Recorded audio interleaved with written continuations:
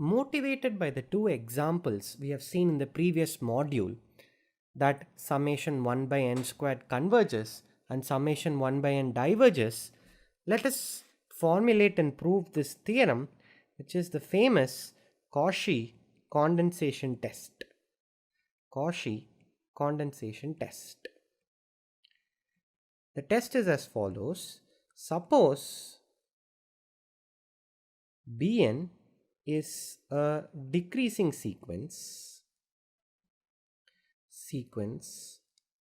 of non-negative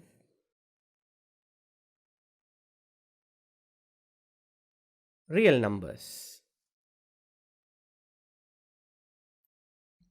Then summation n equals 1 to infinity Bn converges if and only if summation 2 power n b 2 power n equals 1 to infinity converges, right? So this can be written as b1,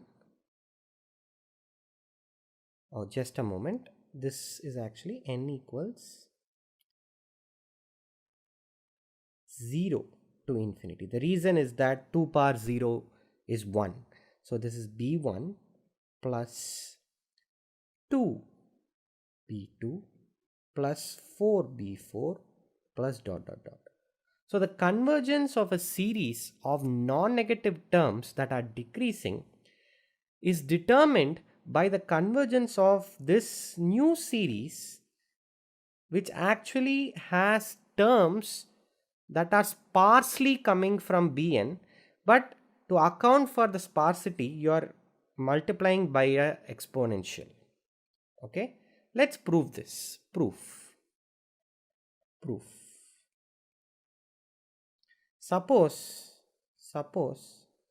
summation 2 power n b power n converges, n equals 0 to infinity.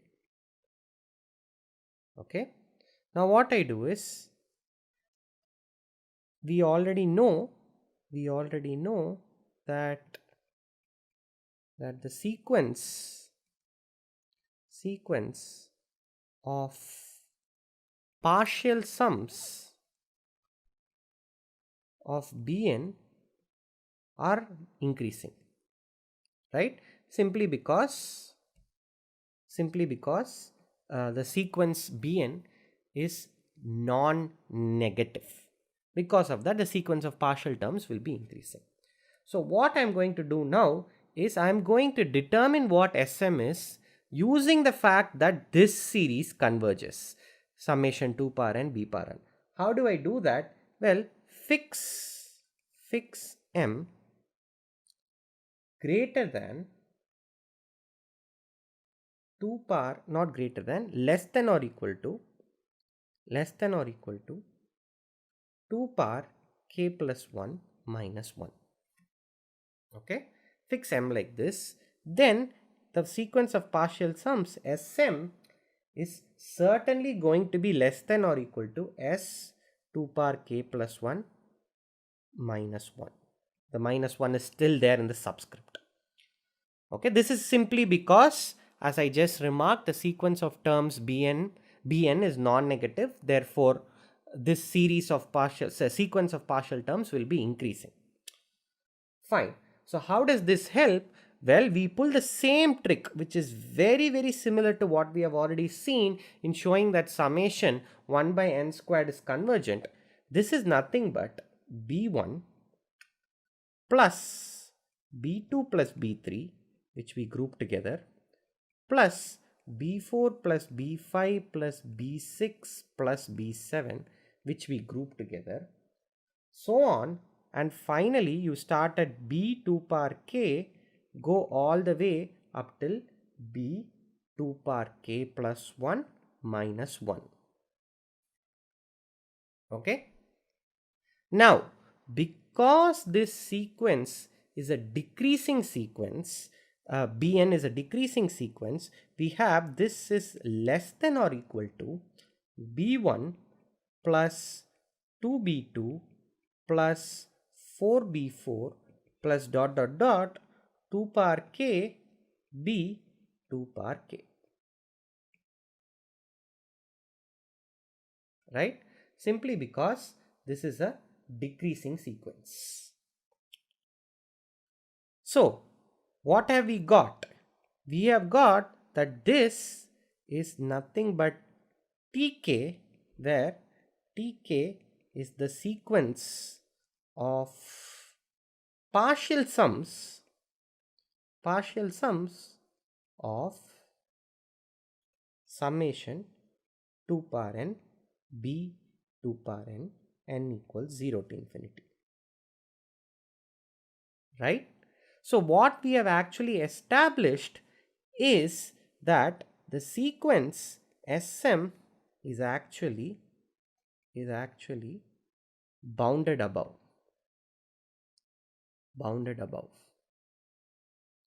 Because we have established that if you take the mth term where m is less than or equal to 2 per k plus 1 minus 1, we have got that Sm is in fact less than or equal to tk. Therefore, the sequence of Sm is actually bounded above because this sequence tk is bounded above. Why is the sequence tk bounded above? Simply because the sequence tk converges. That's the hypothesis. Therefore, Sm is actually bounded above. By monotone convergence theorem, we are done. Okay. So now if you carefully look at the statement, it says if and only if. What we have shown is we have assumed that this converges. We have now shown that summation n equal to 1 to infinity bn converges. The other side is very, very similar to showing that summation 1 by n is divergent. So I'm going to leave it to you. Show that if summation 2 power n b 2 power n equals 0 to infinity diverges, then so does summation n equals 1 to infinity bn. Okay, this is exactly similar to the proof that summation 1 by n diverges. Now immediately we have an application of this Cauchy condensation test. Example, we already know that summation 1 by n diverges. We already know that summation 1 by n squared converges. Now what happens in between? Well, if p greater than 1, then summation 1 by n power p converges. So p equal to 1 is sort of like the boundary. When p is greater than 1, it definitely converges. When p is less than or equal to 1, it diverges. You will deal with the case less than 1 in the exercises. Okay. Suppose you have summation n equal to 1 to infinity 1 by n power p converges. I am going to apply the Cauchy condensation test. Why? Because it is coming in that lecture. Well, that's not the reason. You will see in a moment why the Cauchy condensation test is very applicable. What we have to do is we have to consider this new sequence summation 2 power n 1 by 2 power n power p, n equals 0 to infinity. Okay. Now why is this helpful? Well, what you can do is you can just pull this little trick. This is nothing but n equals 0 to infinity 2 power n by 2 power p power n, which is nothing but summation n equals 0 to infinity 2 by 2 power p power n. Okay. Now one thing you should be careful about, this is a rather pedantic remark. The manipulations I have done here about equalities, note this is not really in a number unless it converges, right? A series, you can treat it as a number only if it converges. Otherwise, it's just a formal expression. Please recall that our definition that a series is a formal expression. What I mean by equal to here is that of logical identity. All I have done is manipulated what Bn is. So I am just asserting that this series formally is same as this series is formally same as this series.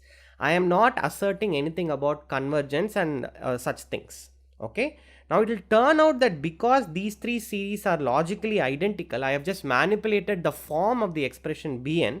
If one of these series converges, then all of these converges and the number are going to be the same. The number to which it is converging is all going to be the same. This is a slightly pedantic remark. Okay.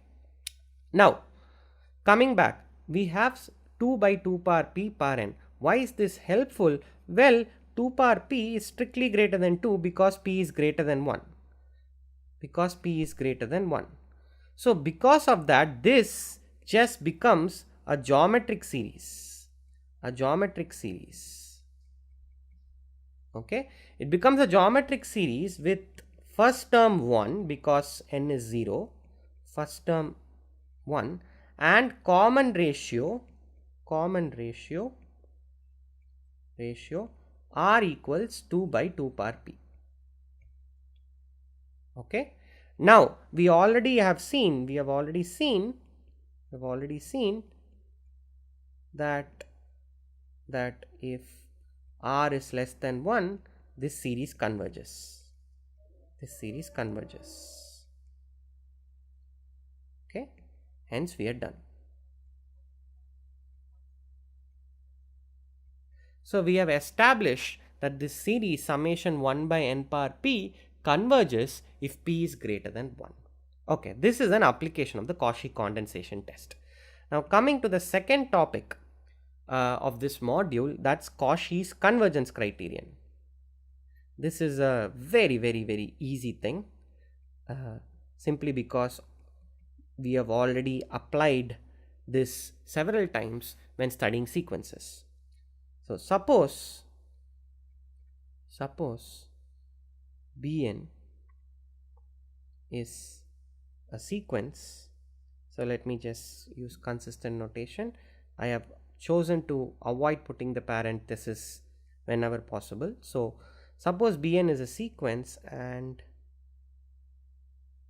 yeah, let me just leave it at that. Suppose Bn is a sequence, then the series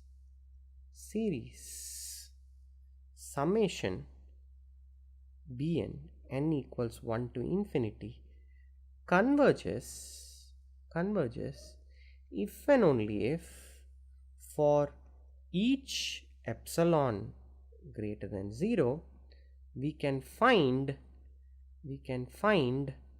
capital N epsilon such that if n comma m greater than capital N epsilon and n greater than m, we have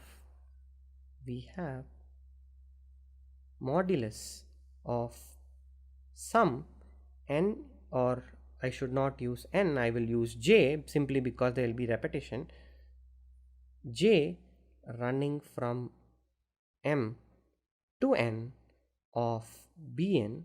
This modulus is less than epsilon. Okay, so this might seem a bit complicated, but once you see the proof you will just facepalm yourself and think, oh, it's obvious. Proof. Well, the sequence of partial sums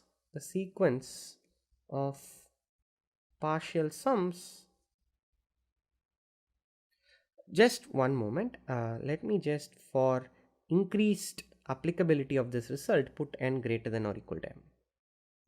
Okay, really the sum still makes sense.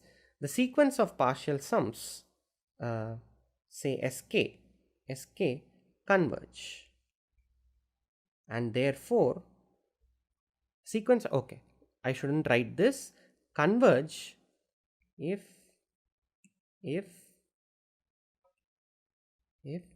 summation Bn converges, right, and vice versa.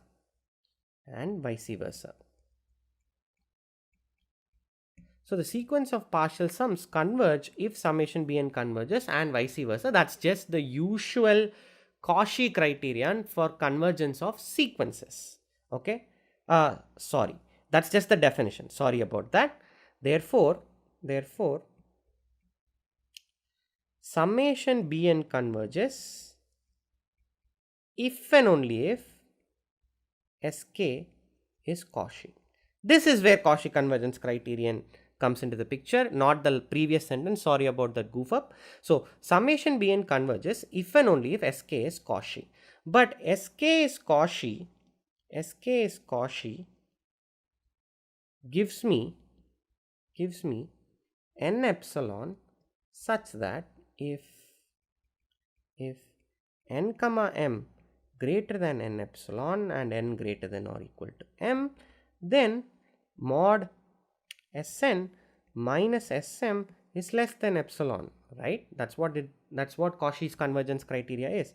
But this is just the sum that we are interested in. Summation Bj j running from m to n.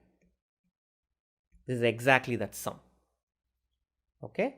So this is just I don't know what to say. This is just a proof by translating what the hypothesis is saying. So there's nothing really happening. You have just reduced it to the Cauchy convergence criterion for sequences. So both directions follow immediately because you can just reverse the steps in the proof we have written. Okay, hence proved. We get an immediate corollary, which is a very, very useful criterion for determining that a series diverges. Corollary: a series that is convergent, a series summation Bn that is convergent must have Bn going to 0. Okay, I'm not even going to insult your intelligence by writing a proof. This just immediately follows from Cauchy's convergence criterion. So the nth term of a convergent series must converge to 0. Okay, so the converse of this corollary is not true. So let me write that in bold because people make that mistake. Okay, converse. Okay, this is a very ugly color. Not true. I'm going to permanently imprint this in your head. Converse is not true. Do not make that mistake. If the nth term goes to 0 does not mean that the series converges. Just take summation 1 by n. That will give you the example. Okay. So that's it for today's module. This is a course on real analysis and you have just watched a module on the Cauchy condensation test and Cauchy's convergence criterion.